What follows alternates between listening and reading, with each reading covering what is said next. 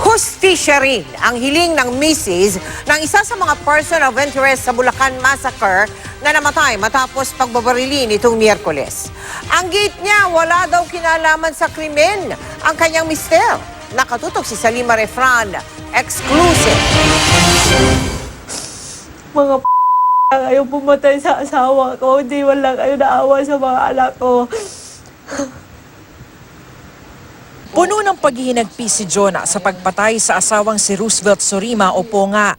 Isa si Ponga sa mga persons of interest sa pagpatay sa pamilya Carlos sa San Jose del Monte, Bulacan. Pinagbabaril ng riding in tandem si Ponga sa loob ng kanyang bahay at sa harap pa mismo ng kanyang 4 na maliliit na anak noong Miyerkules. Ang anak na si Realid, walang tigil ang iyak sa burol ng ama. Ayon kay Jonah, tila nahusgahan na raw agad ang asawa bilang salarin, kaya pinatay. Biktima din daw sila at dapat ding mabigyan ng hustisya. Gusto ko rin bumigyan ng hustisya ng mga matay ng asawa ko. Kasi wala po siyang kasalanan. Tumingin naman po kayo sa mga tao. Nadadamay lang, nasanggot lang. Walang kasalanan, ang dami na nadamay. Kapatid ni Jonah ang suspect na si Carmelino Ibanez o Miling. Sa bahay pa nila naligo si Miling Martes na madaling araw. Umamin si Miling sa kanila ng ina at ate sa nagawang krimen.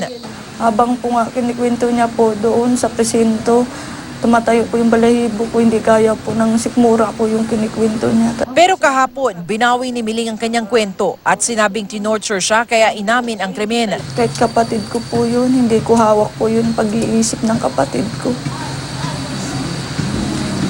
Mabuti po bang taong kapatid po ninyo? Mabait po siya pag hindi lasing.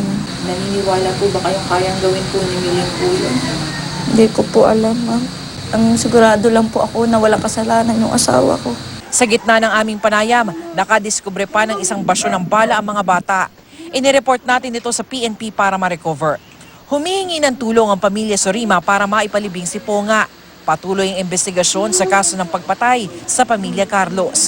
Gayon na rin kina Sorima at sa pinatay na person of interest na si Rolando Pasinos o Ingo. Salima Refran, nakatutok 24 oras.